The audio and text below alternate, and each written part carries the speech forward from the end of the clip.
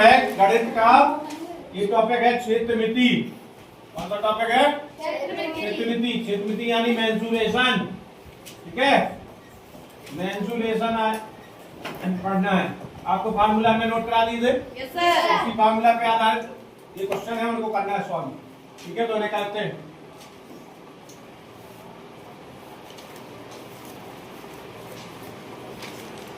पहला पे कहा देखिए है आयत के ऊपर, आयत पे आधारित पहला क्वेश्चन है जिसमें मार्ग का क्षेत्रफल निकालना है। किसका क्षेत्रफल निकालना है?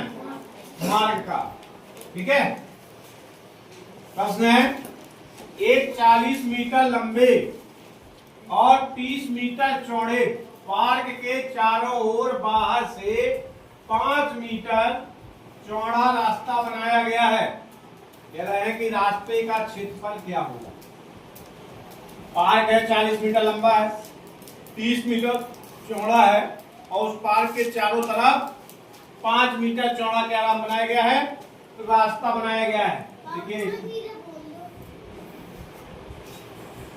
इस तरीके से है, ये पार्क है। ठीक है, और इसकी जो ये रास्ता है आपका चारों तरफ 5 मीटर। ठीक है, 5 मीटर। ठीक, सब जगह ये कितना है? 5 मीटर और 5 मीटर। ठीक है, और 40 मीटर लंबा है पार्क, ये अंदर 40 मीटर है और चौड़ा कितना है? 30 मीटर। इस पार्क के चारों तरफ जो 5 मीटर चौड़ा जो रास्ता है उसका क्षेत्रफल निकालना है, केवल रास्ते का, पार्क का नहीं निकालना। किसका क्षेत्रफल चाहिए हमें? रास्ते का। करो इसको। 600 मीटर। 600 मीटर किया किसी ने? देखिए इसको अगर हम नॉर्मल काफी लंबा हो जाएगा सवाल, लेकिन इसमें हमने एक शॉर्ट ट्रिक का उपयोग किया है। आप लोग भी वो शॉर्ट ट्रिक नोट कर लेंगे और याद रखेंगे। शॉर्ट ट्रिक देखिए लिखी हुई है, बाहर वाले रास्ते का क्षेत्रफल जब भी आपको निकालना हो तो आप इस शॉर्ट ट्रिक का डायरेक्ट यूज करेंगे तो आपका समय कम लगेगा और जल्दी से हो जाएगा। लिखा है 2W कोष्टक में L plus B plus 2W। अब ये L क्या है? पहले तो W समझ लो। W क्या है? W है उस रास्ते की चौड़ाई। क्या है W? रास्ते की चौड़ाई है जो बाहर का रास्ता दिया गया। अच्छा, ये वाली ट्रिक क्या पे काम करेगी? जो बाहर वाले रास्ते के लिए, अंदर वाले रास्ते के लिए नहीं करेगी, बाहर वाले रास्ते के लिए लिखा। ठीक है, तो ये W क्या है? बाहर वाले, और L है उस आयताकार पार्क की लंबाई। L क्या है? पार्क की लंबाई। पार्क की लंबाई, ठीक है, पार्क की लंबाई है, और B हमारी पार्क की चौड़ाई है, और W वही है रास्ते की चौड़ाई जो यहाँ आगे है ना, रास्ते की चौड़ाई। ठीक, इसमें हम इस शॉर्ट टेक्स्ट में रखेंगे मान, सीधा आपका आंसर आ जाएगा सीधा। ठीक है, तो पहले इसे कर ले। चलिए इसको हम इरेज कर रहे हैं, जिसको नोट करना हो कर लीजिए। करेंगे। ठीक है, अब इसमें रखेंगे हम W हमारा क्या है? जो हमारे रास्ते की चौड़ाई है। W क्या है? रास्ते की चौड़ाई कितनी है? 5 मीटर। और L हमारा क्या है? पार्क की लंबाई यानी 40 मीटर, और B है हमारा पार्क की चौड़ाई यानी 30 मीटर। ठीक है ना? अब ये दोनों तीनों चीजें चाहिए थी हमें, और इनसे आंसर हमारा निकल जाएगा। W की जगह रख देंगे 5, L की जगह रख देंगे 40, B की जगह 30 प्लस 2 गुणा 5। ठीक है, अब इसको सॉल्व कर ले। क्या आएगा? 5 दूनी 10 हो जाएगा। ये 40, ये 30 और ये 10। 40 30 10 और देखो 40 30 70 और 10 80। 10 गुणा 80 यानी आ गया 800। तो इसका सही आंसर क्या आ जाएगा हमारा? 800 वर्ग मीटर। ठीक है, नोट करो इसे। दूसरा है आपका वर्ग। वर्ग इसमें क्षेत्रफल में प्रतिशत परिवर्तन।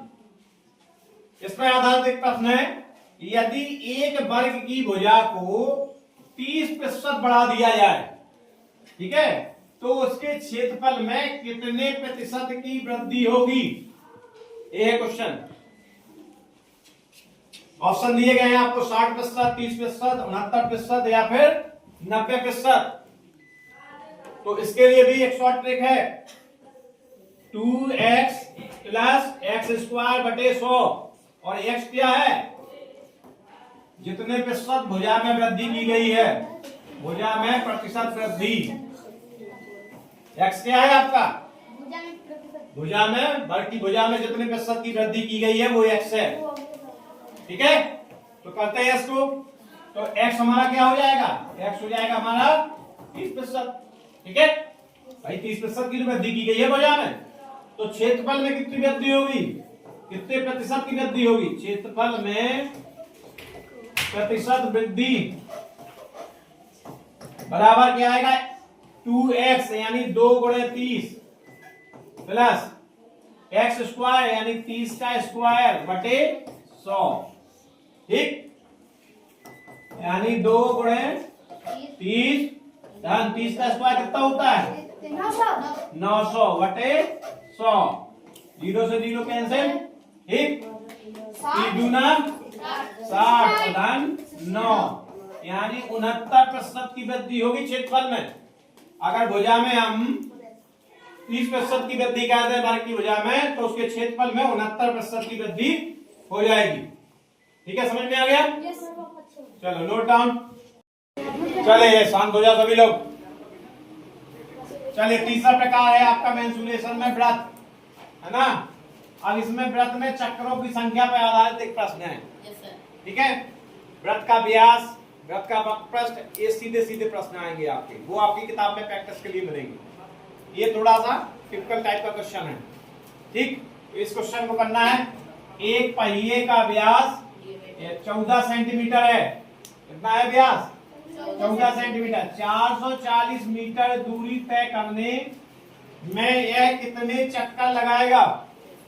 ठीक है, पहिया है, उसका व्यास दिया गया है 14 सेंटीमीटर और उसको 440 मीटर की दूरी तय करना है। कितने मीटर की दूरी तय करना है? 440 मीटर की। तो कितने चक्कर उसे लगाने पड़ेंगे? समझ गए? ये निकालना है हमें। तो इसके लिए देखें, इसमें हमने एक ट्रिक निकाली है, उसको आप नोट भी कर लेंगे।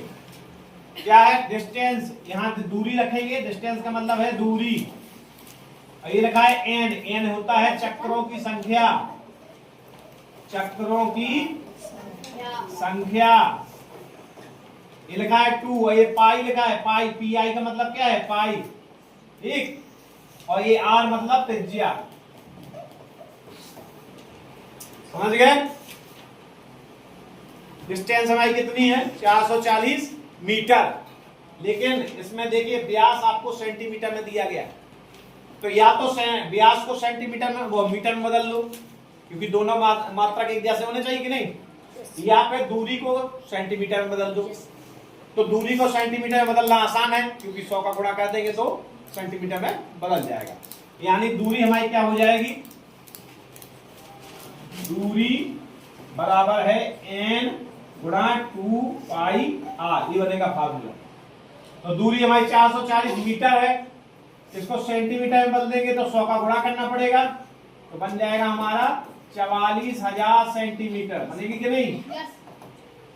तो इसको दूरी को अब हम 44,000 सेंटीमीटर रखेंगे। रख दिया। और n है चक्रों की संख्या, यही तो निकालना है हमें। चक्कर तो निकाल ले, कितने चक्कर लगाएगा? n हो गया हमारा चक्रों की संख्या गुणा 2 गुणा पाई। पाई की वैल्यू कितनी होती है? 22.7। 22 बटे 7। हाँ, तो 22 बटे 7 रख देंगे। अब चाहिए आर, आर मतलब पहिए की त्रिज्या, लेकिन दिया गया है पहिए का व्यास। व्यास डी बराबर दिया गया हमें 14 सेंटीमीटर। ठीक है, तो डी को हम क्या लिख सकते हैं? 2r लिख सकते हैं नहीं? यानी r बराबर हमारा निकल जाएगा 14 बटे 2 यानी 7 सेंटीमीटर। त्रिज्या हमारी कितनी आ जाएगी? 7 सेंटीमीटर। तो 44,000 बराबर n हमें निकालना है 2। अच्छा, यहाँ पे आर नहीं रखा, आर रख दो। यहाँ पे आर रख दिया, 7 आ गया, 7 से 7 कैंसिल। और 22 दूनी कितना हो गया? 44 हो गया। कितना हो गया 44। ठीक, अब n निकालना है तो ये 44 भाग में चला जाएगा। 44,000 बटे 44, 8 2, एक बार कटेगा यानी 1000। n बराबर हमारा कितना आ जाएगा 1000, यानी कितने चक्कर लगाएगा 1000 चक्कर लगाएगा। ठीक है। 4 समचतुर्भुज यानी रोम्बस का क्षेत्रफल निकालना है। इस पे आधारित प्रश्न है। एक समचतुर्भुज के विकर्ण क्रमशः 16 सेंटीमीटर और 12 सेंटीमीटर है। इसका क्षेत्रफल ज्ञात कीजिए। तो इसका फार्मूला तो हमने आपको लिखवाया ही। एरिया बराबर क्या होता है 1/2 d1 गुणा d2 विकर्ण दिए गए। तो समचतुर्भुज का क्षेत्रफल के लिए बताया था फार्मूला, वही यूज होना है इसमें। निकालो भाई, ये तो निकाल जाना चाहिए। d1 हमारा कितना दिया गया है 16 सेंटीमीटर, d2 हमारा 12 सेंटीमीटर। तो क्षेत्रफल कितना होगा समचतुर्भुज का 96 वर्ग सेंटीमीटर। 1/2 गुणा d1 और d2। 1/2 d1 कितना है 16, 16 गुणे d2 है हमारा 12। 2 से काट दिया 2 अट्ठे 16 12 अट्ठे 96 वर्ग सेंटीमीटर, क्योंकि ये क्षेत्रफल है। यस, तो इसका आंसर हो जाएगा ऑप्शन नंबर बी।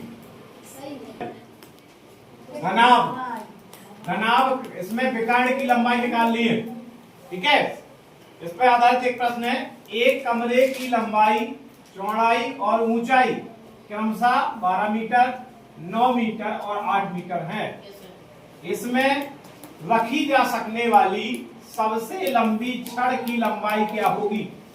ये घनाभ है। ठीक है। घनाभ मतलब जैसे कमरा क्या है, घनाभ ही तो है कमरा, तो घनाभ के रूप में है कमरा। तो ये घनाभ है जिसकी लंबाई है 12 मीटर, चौड़ाई है 9 मीटर और ऊंचाई है आपकी 8 मीटर। अब इसमें ये बताना है कि इस कमरे में रखी जा सकने वाली सबसे लंबी छड़, मतलब कितनी लंबी छड़ इसमें बन सकती है, लंबे से लंबी। ठीक है, सबसे लंबी छड़। तो इसके लिए क्या करना होता है, जैसे घनाभ कैसे होता है, इस तरीके से होता बनता है घनाभ। ये है घनाभ, है कि नहीं? नहीं है? यस सर, ये घन सर, ये घन है। घनाभ है सर। घनाभ दिखाते हैं यार। और थोड़ा लंबा कर लो अगर तुम्हें घन लग रहा तो, और थोड़ा लंबा कर देते हैं लोग। ठीक है। तो ये घनाभ है। अब इसमें सबसे लंबी छड़ कैसे रखोगे तुम? क्या ऐसे रखोगे, ऐसे खड़ी कर दोगे? कैसे खड़ी करोगे? जैसे लंबी तिरछी खड़ी करोगे, यानी इस कोने से इस कोने तक ऐसे खड़ी करोगे ना, तब लंबी से लंबी बनेगी। मतलब जैसे उस कोने से इस कोने तक हो जाए, या फिर उस कोने से इस कोने तक। तो इसका मतलब क्या है, इसको क्या कहा जाएगा, घनाभ का क्या कहा जाएगा, इसको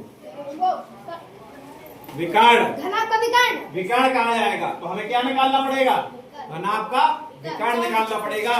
तब हमें पता चल पाएगा कि इस कमरे में कितनी लंबी से लंबी छड़ रखी जा सकती है। तो घनाभ का विकर्ण निकालने का क्या है फार्मूला, ये तो हमने आपको लिखवाया है। घनाभ का विकर्ण बराबर क्या होता है, अंडर रूट के अंदर L square plus B square plus H square. अब एल कितना है हमारा, एल हमारा दिया 12 मीटर, 17 सेंटीमीटर। बी हमारा दिया है 9 मीटर और एच हमारा दिया है 8 मीटर। दिया है कि नहीं? Yes sir. तो अब इसमें मान रख दो, एल का स्क्वायर यानी 12 का स्क्वायर, बी का स्क्वायर यानी 9 का स्क्वायर, एच का स्क्वायर यानी 8 का स्क्वायर। ठीक है। तो 12 का स्क्वायर हुआ तो कितना बनेगा, 144 प्लस 81 प्लस 64। ऐड करो सबको, ये 289 कितना आएगा, 289 17 का वर्ग। हाँ यहाँ लिखते हैं, यहाँ आया 289। अब 289 का वर्गमूल निकालो, कितना आएगा 17 सेंटीमीटर। सही जोड़ा है कि नहीं? Yes sir. हाँ चलो, 17 सेंटीमीटर। 6 शंकु। अब शंकु पर आधारित प्रश्न है, यदि एक शंकु की ऊंचाई और त्रिज्या दोनों को दोगुना कर दिया जाए तो उसका आयतन कितना गुना हो जाएगा। शंकु का एक त्रिज्या को और ऊंचाई को दोनों को क्या कर दिया है, 2 गुना कर दिया है। तो उसका जो आयतन होगा उस पर क्या फर्क पड़ेगा, ये हमें निकालना है। ठीक है, इसके लिए ये ट्रिक का उपयोग करना है आपको, आर स्क्वायर गुणा एच। ठीक है, अब इसमें क्या करना है, त्रिज्या को क्या गुना करना है, 2 गुना, और ऊंचाई को भी 2 गुना करना है। मान लो पहले हमारी ऊंचाई क्या थी, त्रिज्या क्या थी, पहले त्रिज्या r1 थी हमारी r, और r2 यानी 2 गुनी हो गई। अब यानी अब कितनी हो गई, 2r हो गई। 2 गुनी का मतलब क्या हुआ, डबल होगी जस्ट, तो 2r हो गई। उसी प्रकार से h1 जो हमारी पहले ऊंचाई है वो h है, और 2 गुनी होने के बाद कितनी हो गई, 2h। कितनी हो जाएगी, 2h, 2 गुनी हो गई। अब हमें ये वाली त्रिज्या उपयोग करना है और ये वाली ऊंचाई, और निकालना है कि आयतन कितना आएगा। पहले हम इससे निकालते हैं, पुरानी वाली त्रिज्या से आयतन कितना होता है, आयतन कितना होता है शंकु का, शंकु का आयतन 1/3 पाई r स्क्वायर h v बराबर शंकु का आयतन ही होता है। ठीक है, अब हम इस ट्रिक का उपयोग करेंगे। r की जगह हम कितना रखेंगे, 2r। r की जगह कितना रखा जाएगा, 2r, क्योंकि r की जगह हमें दुगनी त्रिज्या लेनी है। 2r यानी 2r, इसका स्क्वायर कर दो, गुणा h की जगह क्या लेंगे, h की जगह कितना लेंगे, h लेंगे कि 2h लेंगे, 2h लेंगे, क्योंकि ऊंचाई भी 2 गुनी हो गई। ठीक है, दोनों को दोगुना कर दिया गया, तो आयतन में जो फर्क पड़ेगा वो इससे पता चल जाएगा। तो 2 का वर्ग कितना होता है, 2 दूना 4 r स्क्वायर, और h कितना हो जाए, गुणा 2 है 2h, तो 4 दूना 8 r स्क्वायर h। पहले कितना था, केवल r स्क्वायर h था, अब कितना हो गया, 8 r स्क्वायर h हो गया। इसका मतलब क्या है, कितने गुना हो गया है, 8 गुना। तो इसका आंसर क्या हो जाएगा, सी। ठीक है, चलिए नोट कर। क्वेश्चन नंबर 7 है, बेलन। बेलन यानी सिलेंडर, वक्र पृष्ठ का क्षेत्रफल।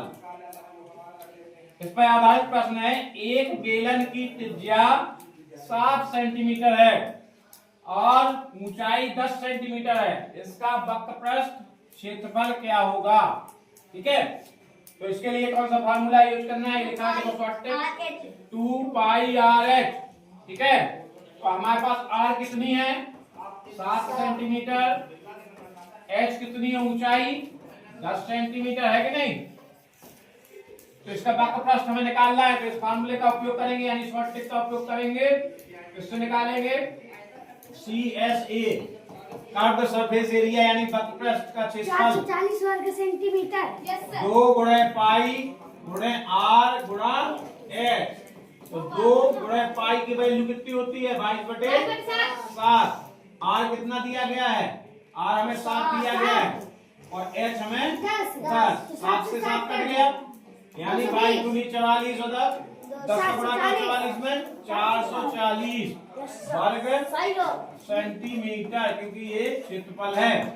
ठीक है, तो 440 वर्ग सेंटीमीटर, ऑप्शन ए आपका सही है। चलिए, एक है गोला, उसका पृष्ठीय क्षेत्रफल। इस पर आधारित प्रश्न है, 2 गोलों की त्रिज्याओं का अनुपात 3:2 है, तो उनके पृष्ठीय क्षेत्रफलों का अनुपात क्या होगा।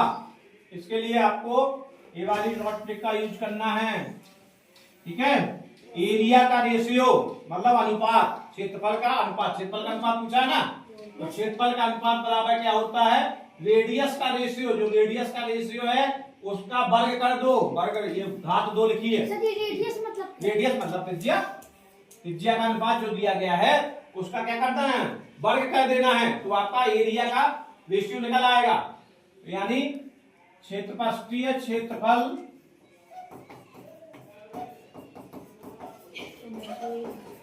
हेलो का अनुपात, ये लिख लो हिंदी में, बराबर 3:2। त्रिज्याओं का अनुपात का करना है वर्ग, जो त्रिज्याओं का अनुपात दिया गया है उसका क्या करना है, वर्ग कर देना है। ठीक है, पृष्ठीय क्षेत्रफलों का अनुपात बराबर क्या हो जाएगा, त्रिज्याओं के अनुपात का वर्ग। त्रिज्याओं का अनुपात कितना दिया गया है? 3:2। तो 3 का वर्ग 9:2 का वर्ग 9:4। यानी 9:4। इसका आंसर क्या आ जाएगा? 9:4 यानी सी। नोट कर लीजिए। पृष्ठीय क्षेत्रफल पर आधारित ये प्रश्न है, इसको हमें करना है। ठीक है, क्षेत्रफल पर आधारित है। घन का पृष्ठीय क्षेत्रफल, इस पर आधारित प्रश्न है। एक घन का आयतन 216 घन सेंटीमीटर है। इसका संपूर्ण पृष्ठीय क्षेत्रफल क्या होगा? घन का आयतन दिया गया है और पूछ रहा है कि इसका संपूर्ण पृष्ठीय क्षेत्रफल क्या होगा। ठीक है, ये बताना है।